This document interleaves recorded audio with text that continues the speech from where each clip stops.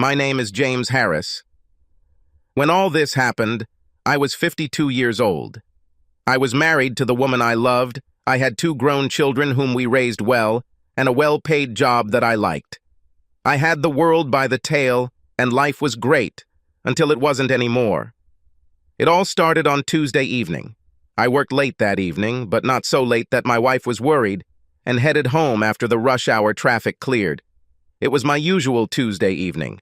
We agreed that I would grab Chinese food on the way home, which I did. I parked in the garage, pressed the remote to lower the door, collected my briefcase and groceries, and headed inside. I was a mighty hunter returning to a cave to feed his hungry companion, or what passes for that in 21st century America. Almost immediately I noticed that my wife's car was not in its usual place, but I decided that she must have left on business at the last minute and assumed that she would be back soon.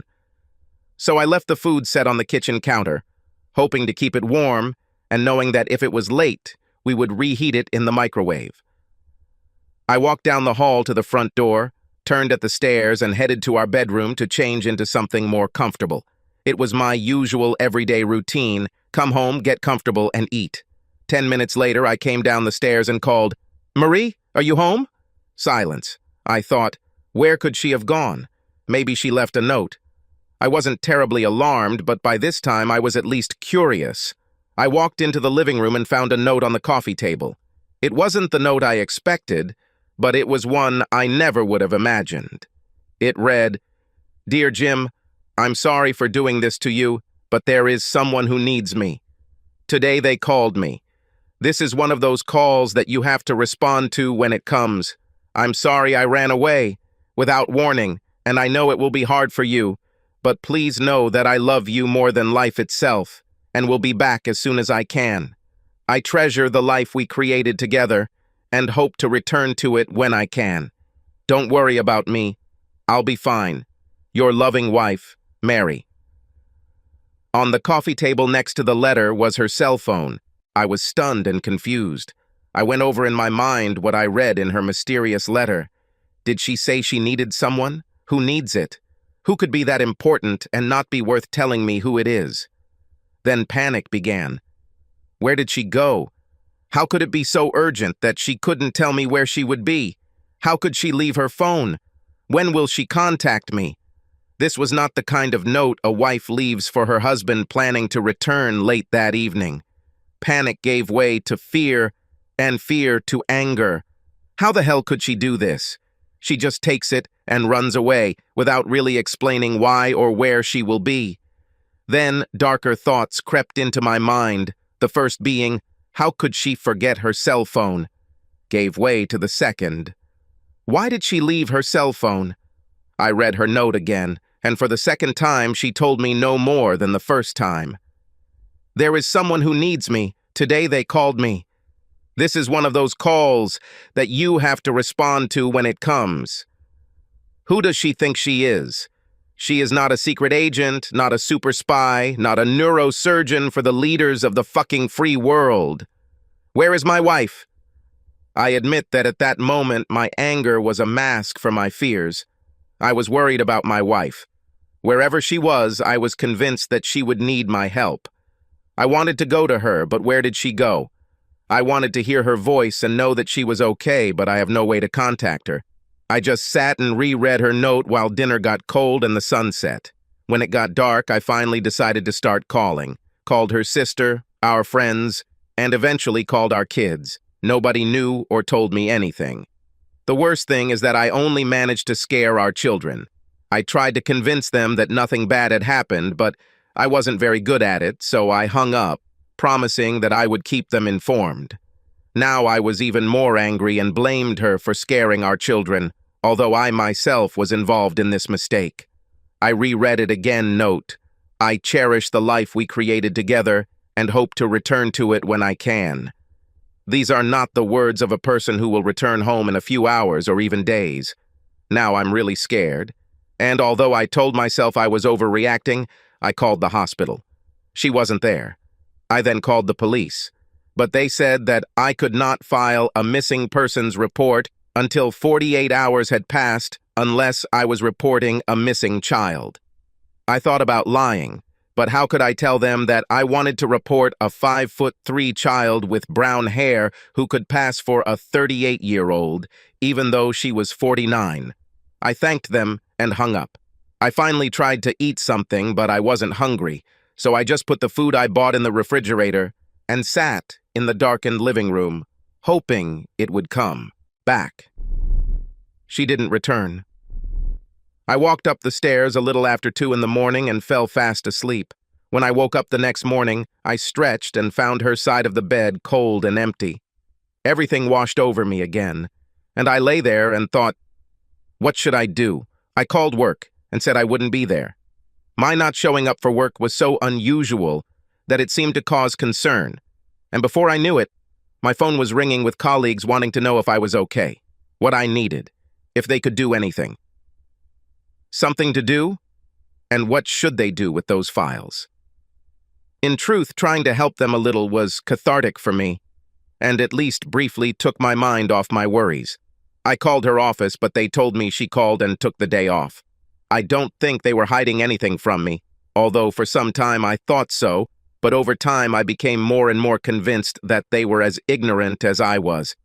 I visited her office several times, hoping for a frank one-on-one conversation, but they didn't know anything more than what I already knew, which meant practically nothing. She left sometime on Tuesday, but I didn't discover she was missing until late Tuesday night. And the police needed 48 hours, so I went to the police station on Friday morning to file a missing persons report. I showed them her note, and they asked if she'd done anything like this before.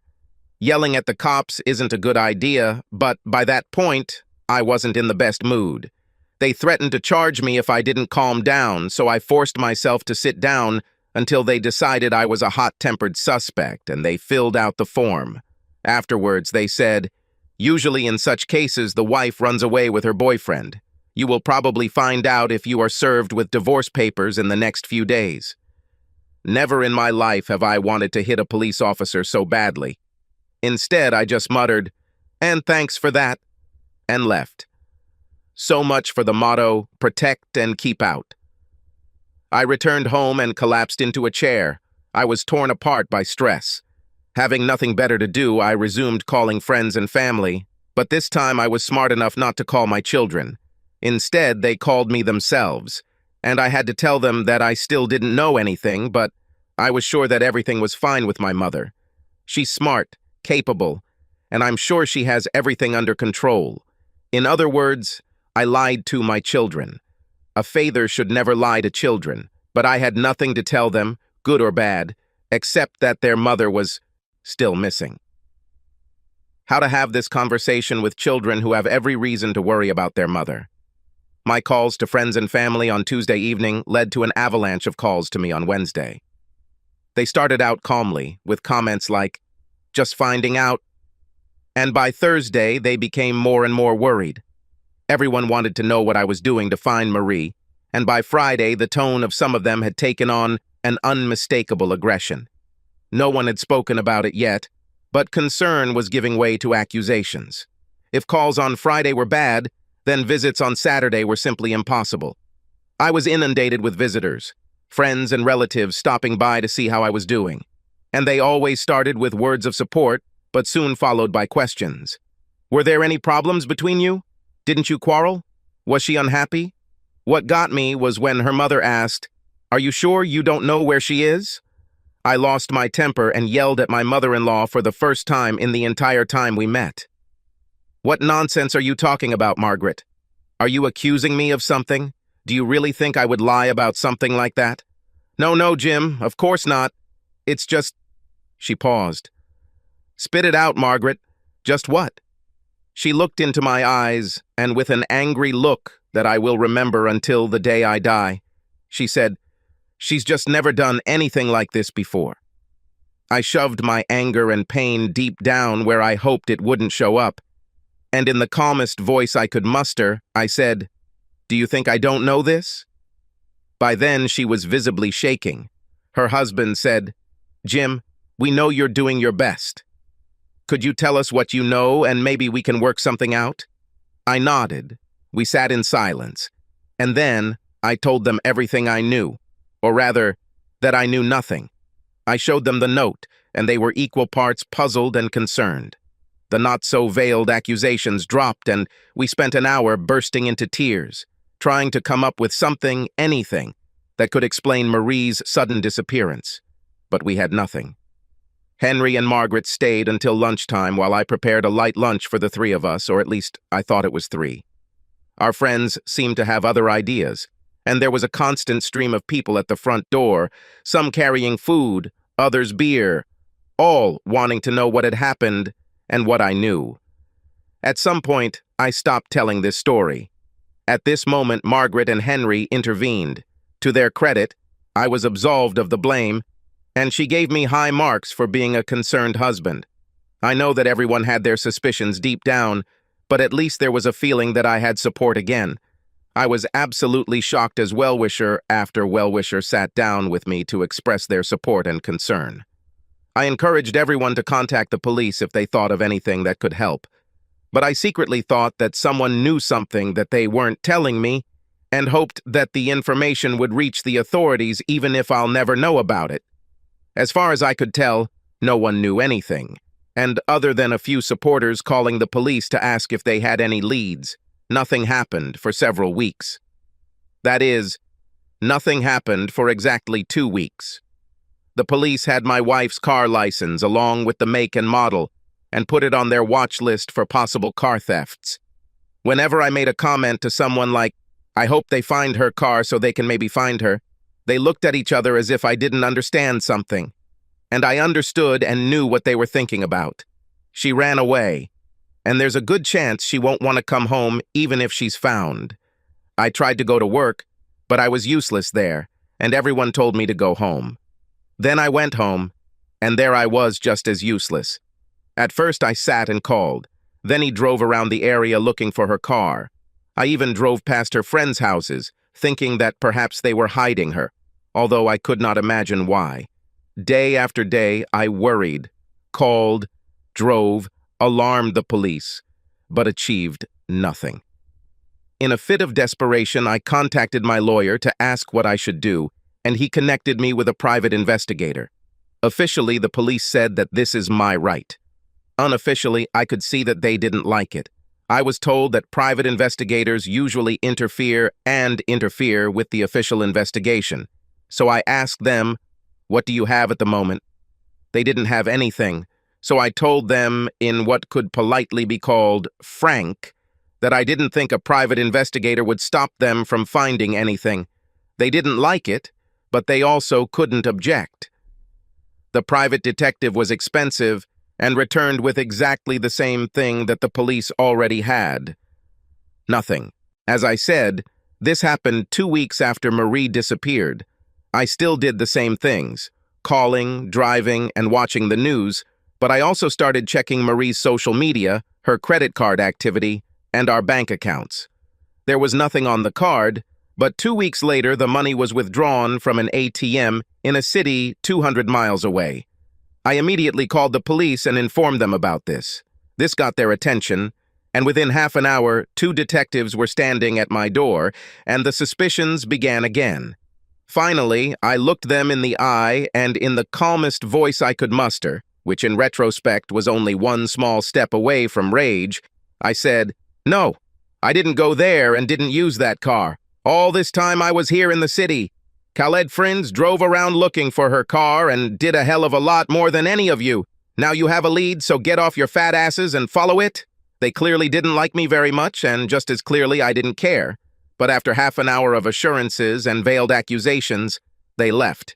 To their credit, they nevertheless contacted the police of that city and gave them information about the search for Marie and her car. 2 days later, her car was found in the hospital parking lot. The local police called me and said, "Don't do anything. Let us do everything." I answered, "Hell no," and went. A little over 3 hours later, I pulled into this parking lot. It took about 2 minutes to find her car, but it seemed like 2 hours.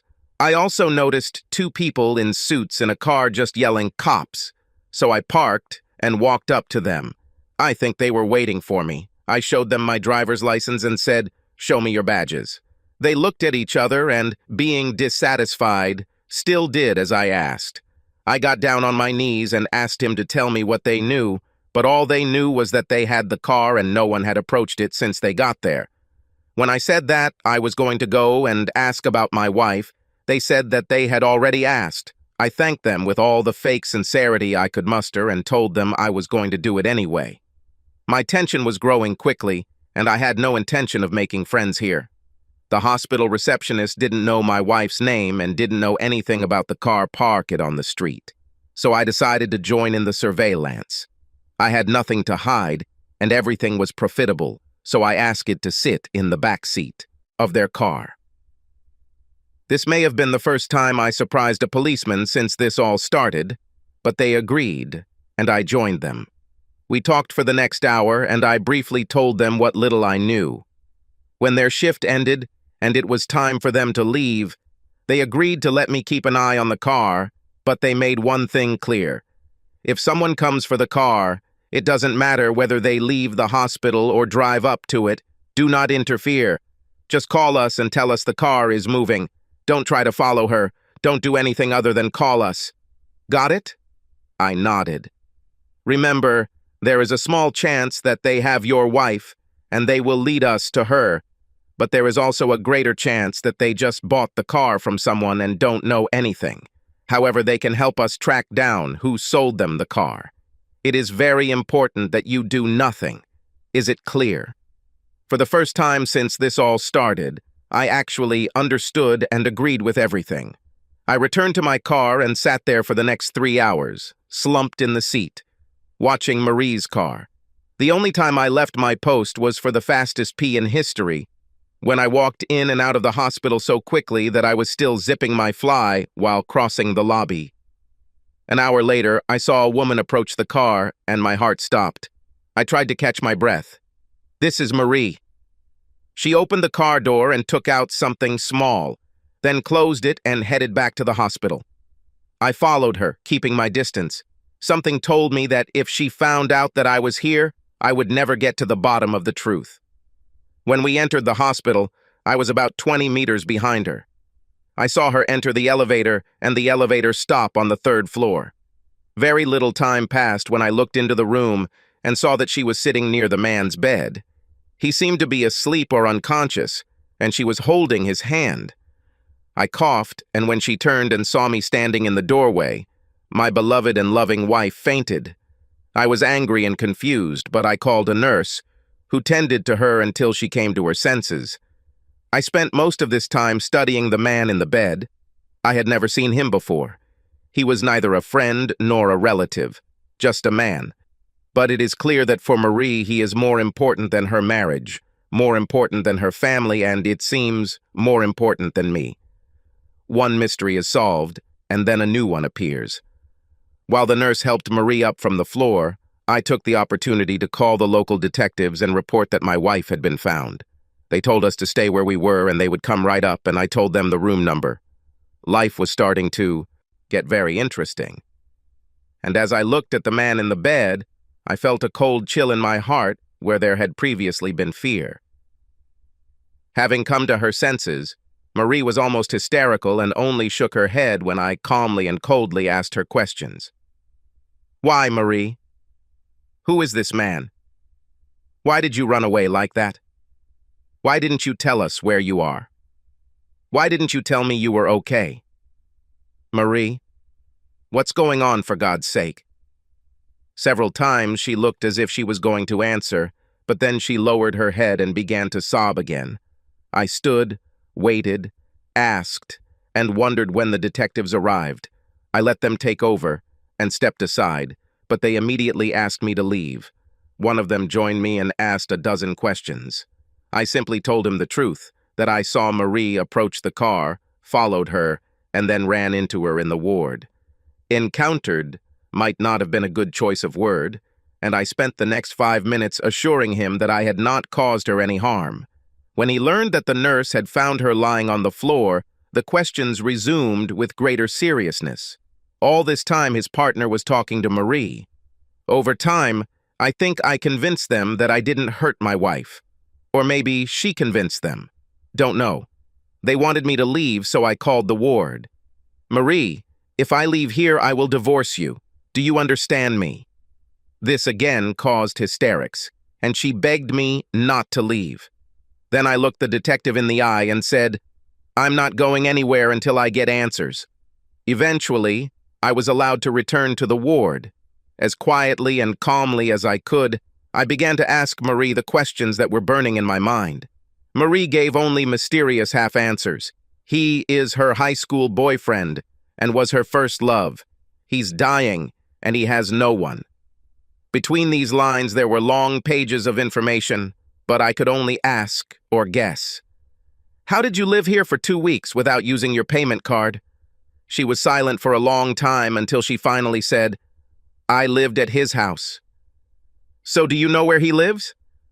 Certainly. And do you have a key? She nodded silently. How long have you had the key to his house? She silently shrugged and looked at the floor. I knew that as soon as I made the accusation, there would be hell to pay if I was proven wrong. However, 2 fucking weeks is more than a man should have to wait in the dark for answers. How long ago, Marie? She didn't answer. How long has the affair lasted? She did not answer the question or deny the accusation. At such moments, the mind becomes quiet. Later, there will be time for new questions and new pain. Okay, I think you should at least show me his house. I want you to take me to where you are staying. She looked at me in horror as panic overcame her. In the end, she gave in and nodded silently. She grabbed her coat and we headed to my car. I'll take you, I said, and then I'll bring you back. She seemed surprised, but agreed. I think by then the detectives had decided it was a private matter. With a final warning not to do anything stupid, they left. Marie was silent almost the entire way, only giving me instructions when necessary. At some point, she whispered barely audibly, I was told that we may be required to reimburse the police for their time spent. I wanted to ask, who is this we you talk about? But remained silent. Only God knows what my pulse and blood pressure were. I could barely stand. As we pulled into the short driveway in front of the townhouse, I realized that inside, I would most likely find the answers to my questions. Marie led us into the house, and as I walked through the living room, I immediately noticed a pair of my wife's shoes on the floor by the sofa. Her favorite scarf lay on the chair. I wandered down the corridor when Marie called, James, please don't go there. If ever a wife's words backfired, this was it. I walked into the master bedroom. Marie's clothes were scattered on the unmade bed and chair, and her cosmetics, etc., were on the dresser. Only when I opened the wardrobe and saw familiar dresses there did my last doubts leave me. There was a blue dress that was her favorite, but I knew for sure that it was hanging in her closet at home. This is a duplicate. And there were several pairs of shoes that seemed to be her size and style that she liked. She didn't pack this for the trip. These are the things she kept here. Now there was no doubt left in me, and I realized that if I opened a few drawers, I would find her underwear and the like. The room seemed furnished not so much for living as for an occasional overnight visit, dinner and dancing, and then intimacy and sleep in the arms of a lover. I returned to the living room, feeling defeated, where I found Marie sitting calmly on the edge of a chair, staring aimlessly at the floor. So, is there something you want to tell me? She just shook her head slowly. How long ago, Marie? Obviously, this is not a platonic relationship. How long ago? She shrugged her shoulders silently, as if she didn't know the answer, but obviously she did, and didn't want to talk. Who is he to you? She was silent for a long time, and then answered in a quiet voice, He was my first. We were together when we were in school. I wondered if she meant high school or college, but both were long enough ago that I decided it didn't matter. How long have you been dating him behind my back? It made her jerk her head sharply, but she couldn't deny it. She wanted to deny it, wanted it to be untrue, but we both knew it wasn't true. We met again about 7 years ago. At first it was just lunches, then dinners. One evening, while you were out of town, we went to a dance. This was a year before we... She paused. Before you had sex? She nodded her head slowly. So you had sex with him behind my back for 6 years? How did you do it? Did you come here, or does he come to our house? This caused an immediate reaction from Marie. Her head jerked up. I never brought him to our home. I swear. I wouldn't do that to you. I nodded, feeling angry. So you can have sex with him, but you won't entertain him in our house. Glad to hear you're drawing the line somewhere. She was angry, but she couldn't deny anything. After a long silence, she said, I never stopped loving you. He never took anything from you. I swear. It was just a few nights a year, but I stayed with you forever. It was a lie straight out of a trader's playbook, and I thought, what's the point of arguing? But there was a point. He took away at least some of the love you said you had for me. You saved a part of your heart for him.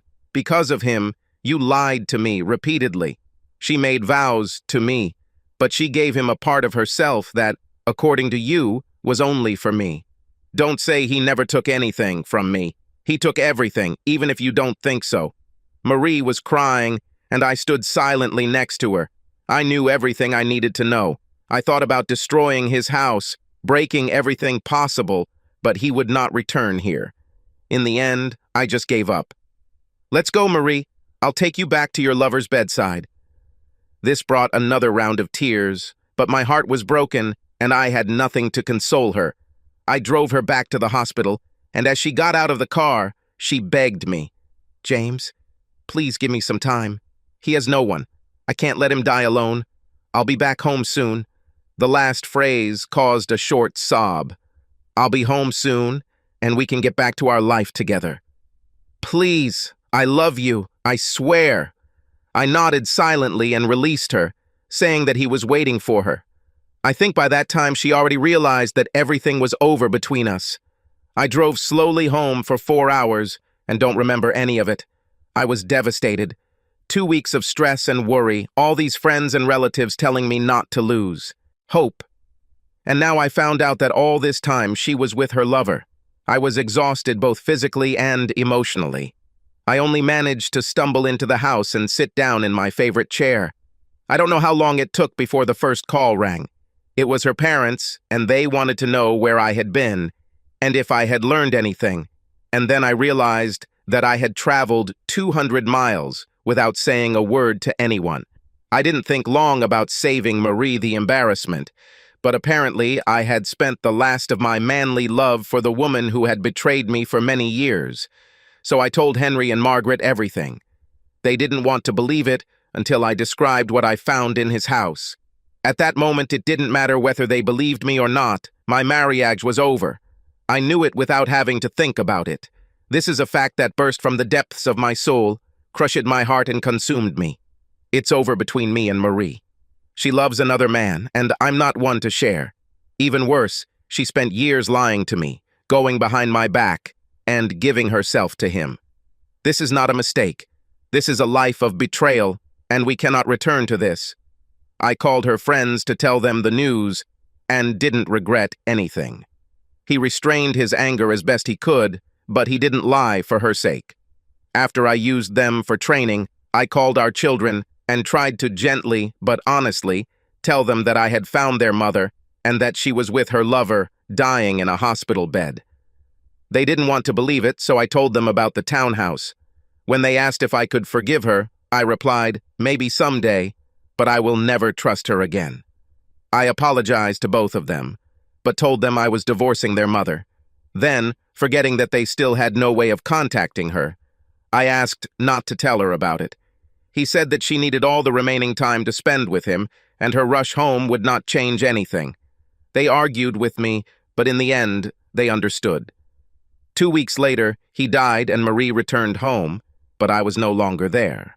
A week after returning, she was served with divorce papers. I didn't leave town, I didn't quit my job, I didn't hide from her.